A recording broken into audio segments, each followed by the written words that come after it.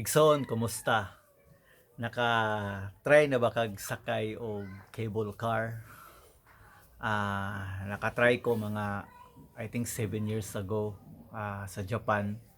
Tapos ah, sa tinuod lang wala kay ko na-enjoy. Maybe nice siguro tan-awon sa mga movies nga atong makita or siguro sa imong igsoon ma-enjoy ka pero ako wala jud ko na enjoy because tungod kay hadlok ko og habog.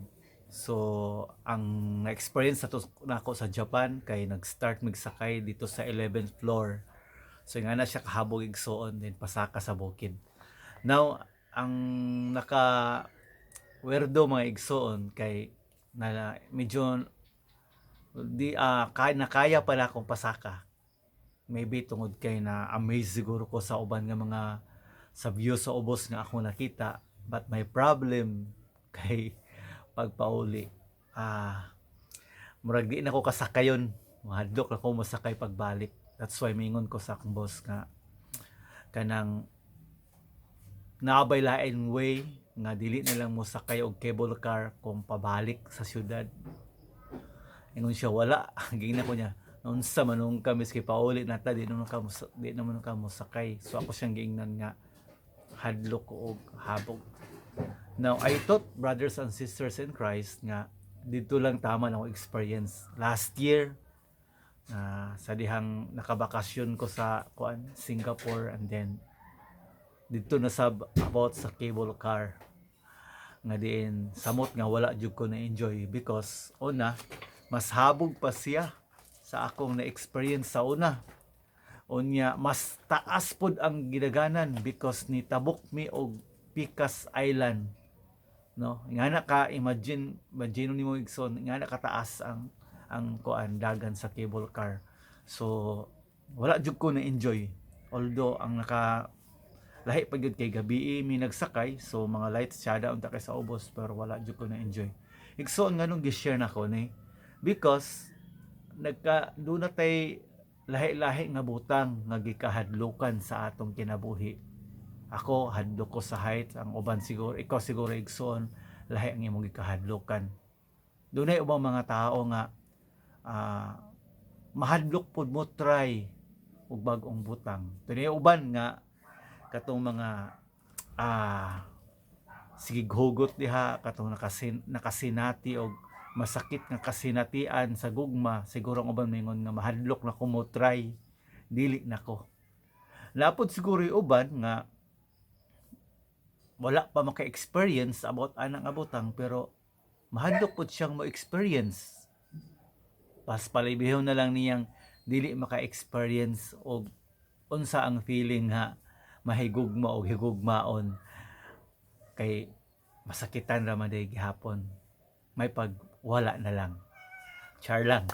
Bitaw mga igsoon nga nung giapil na ko ni sa akong pagpamalandong karon because diha sa sambingay sa tulo ka sulugon igsoon, ang first nga sulugon gihatagan sa gibilinan siyang amog kantidad, iyang gipaningkamutan nga motubo nakaginansya.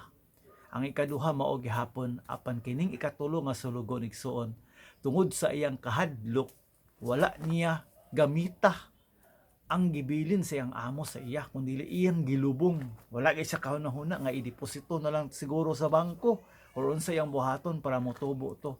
Og pagbalik sa agalon, gipaninglan sila. Igsoon sa atong tagsatag sa kakinabuhi, daghang mga higayon nga nahadlok ta. Daghang mga higayon nga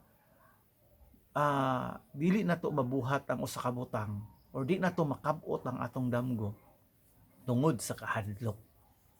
Og kining kahadlok igsoon mao ni ang nagpugong nato sa pagbuhat sa pagkab-ot sa maong damgo.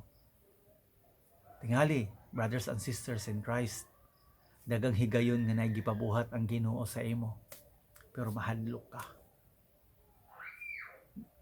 Mahadlok kang mahigugma, mahadlok kang muhatag og second chance, mahadlok kang mopasaylo. Kini sa atong panahon karon sa COVID-19, mas nadungagan ang atong kahadlok. Pero mga igsoon, mao ni ang klaro. ang kahadlok naa sa atong kinabuhi.